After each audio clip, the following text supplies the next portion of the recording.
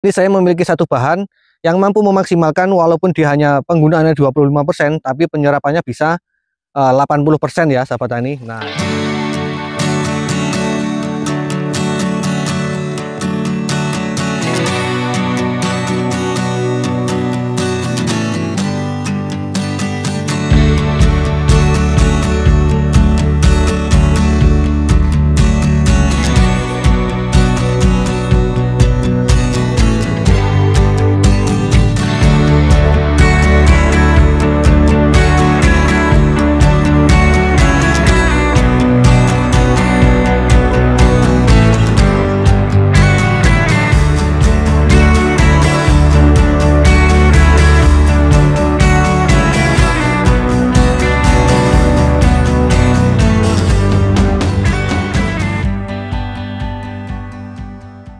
Assalamualaikum warahmatullahi wabarakatuh. Salam semangat para sahabat-sahabat taniku semua dimanapun berada. Oke, berjumpa lagi ya bersama saya Samsul Ma'arif, dan masih tetap kita bersama channel Belajar Organik. Nah, oke, para sahabat-sahabat taniku semua, setelah di beberapa video kemarin saya membagikan teknik-teknik ataupun ilmu-ilmu mengenai pengolahan lahan, persiapan lahan yang ideal, kemudian perawatan fase vegetatif ya. Dan kali ini sekaligus saya akan melakukan pengocoran ataupun pemberian makan untuk tanaman cabai varietas Abayomi saya ini yang sudah berbuah, dan alhamdulillah sudah petikan yang kedua ya, sudah dipanen petikan yang kedua. Dan untuk hari ini saya jadwalnya memberikan makan melalui pengocoran ataupun pemupukan dengan cara dikocor. Karena ini sudah ada kurang lebih 1 bulan ini ya, tidak saya berikan makan ataupun pupuk melalui bagian perakaran ya. Maka hari ini saya akan melakukan pengocoran yang tujuannya untuk memberikan nutrisi melalui perakaran ya sahabat tani. Tujuannya untuk memaksimalkan pembuahan yang seimbang ya, jadi antara produksi dan juga pertumbuhannya itu bisa seimbang. Nah, apa saja pupuk yang saya gunakan dalam pengocoran kali ini?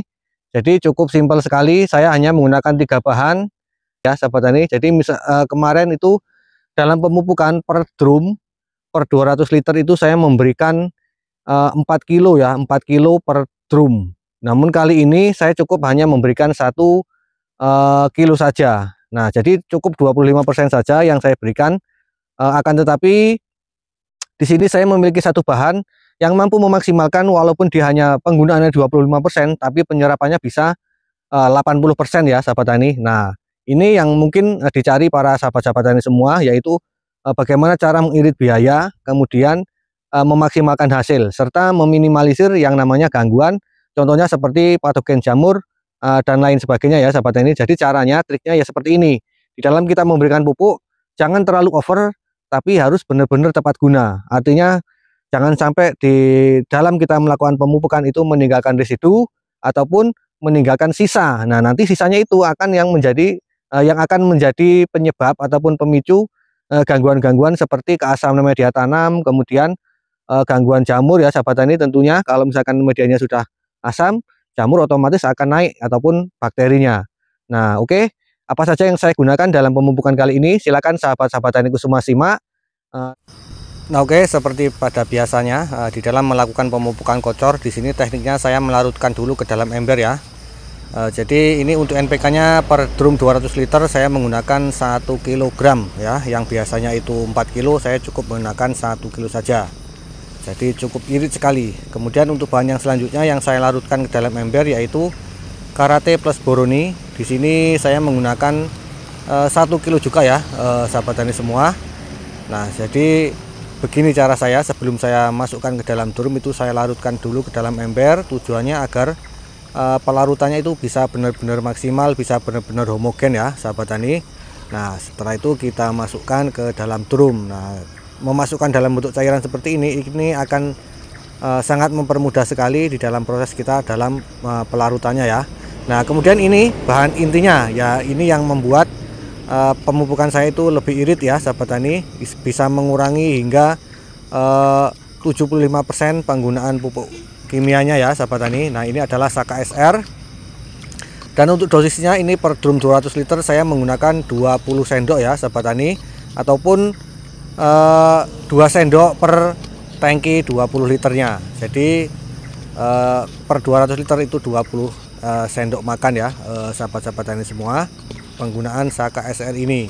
Ini sangat bagus sekali karena dia merupakan pupuk dengan nanoteknologi dan dilengkapi dengan mikroba-mikroba baik, tentunya yang mampu memaksimalkan penyerapan daripada pupuk yang kita gunakan. Contohnya seperti pupuk NPK dan juga pupuk Karate plus boron ya sahabat tani. Nah, bentuknya hitam seperti ini ketika dilarutkan, dan juga ketika menggunakan Saka SR ini kita bisa tanpa menggunakan yang namanya asam humat ya sahabat tani, karena di dalamnya sudah dilengkapi dengan asam humat. Oke, selanjutnya kita masukkan ke dalam drum untuk Saka SR nya. Dan selanjutnya, langkah selanjutnya kita lakukan pengaplikasian.